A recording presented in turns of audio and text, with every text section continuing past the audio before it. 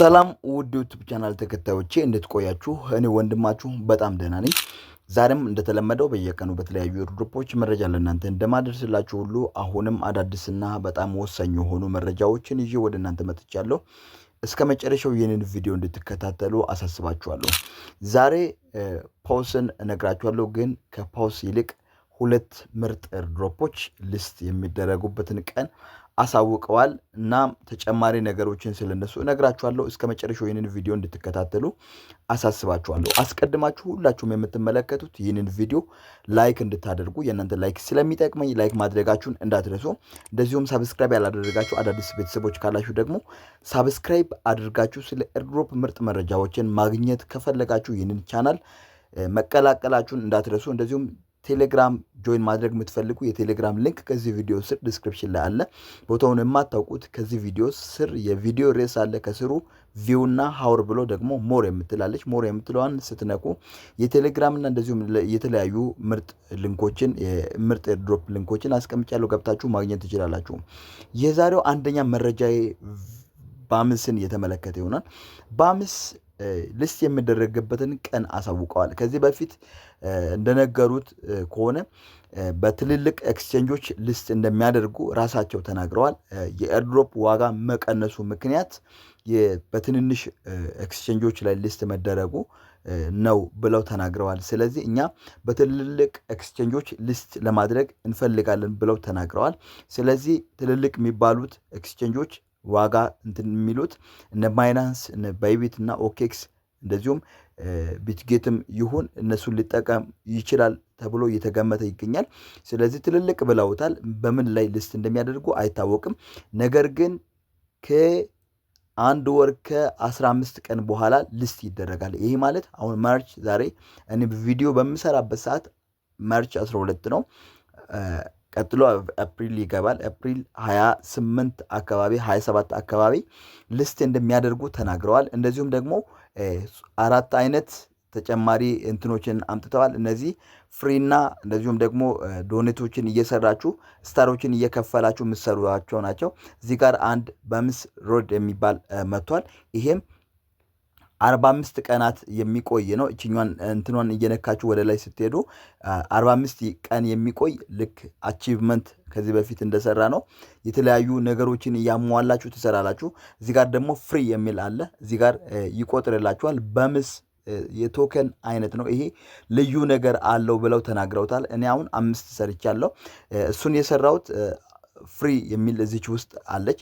ፍሪ ላይ ገብታችሁ ስትሰሩ በየቀኑ ማለትም በ8 ሰዓት ልዩነት እየገባችሁ ትሰራላችሁ፣ ይቆጥርላችኋል። እንደዚሁም ደግሞ ከ8 ሰዓት ያለፈ 25 ስታር እየከፈላችሁ 5 ማግኘት ትችላላችሁ። ፍሪውን በየ8 ሰዓት ማግኘት ትችላላችሁ። ይሄ ቀላል ነው። እነዚህን አሰራሮችን እየገባችሁ ማየት ትችላላችሁ። ሰዓቱን ለመጠቀም ስለፈለኩኝ አሁን ወደ ሲድ ገባለሁ። ሲድ ኤርድሮፕ ሊስት የሚደረግበትን ቀን አሳውቀዋል። ከዛም ያለፈ ደግሞ ተጨማሪ ስፒን አምጥተዋል። ሊስት ለመደረግ 6 ቀናት ብቻ ቀርተውታል። ሊስት ለመደረግ ሲድ 6 ቀናቶች ብቻ ቀርተውታል። ማርች 20 አካባቢ 8 ቀናቶች ብቻ ቀርተዋል። ማርች 20 ላይ ሊስት ይደረጋል ብለው ራሳቸው ኦፊሻል ገጻቸው ላይ ለቀውታል። ስለዚህ ሲድ ከ8 ቀናት በኋላ ወይም ከ7 ቀናት በኋላ እኔ የሰራሁት ማታ ስለሆነ ከ7 ቀናት በኋላ ሊስት እንደሚያደርግ ተናግረውታል። ማርች 28 ላይ ሊስት ይደረጋል።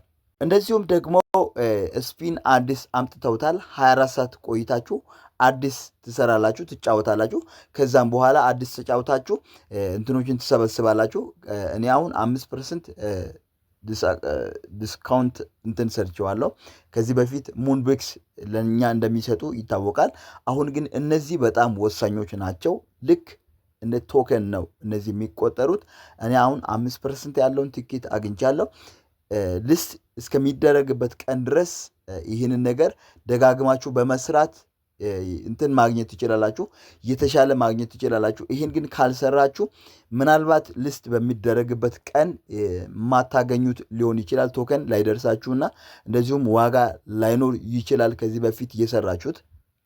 እናም እንደዚህ ባለው እንትን ውስጥ ገብታችሁ ስፒናችሁን ሰርታችሁ በየ24 ሰዓት እየሰራችሁ መጠቀም ትችላላችሁ። ከታች ደግሞ የሰራችሁት እዚህ ውስጥ ይጠራቀማል። ቪው ማይ ቲኬትስ በሚለው ውስጥ ስትገቡ የሰራችሁት አለና በሱ ገብታችሁ መጠቀማችሁን እንዳትረሱ።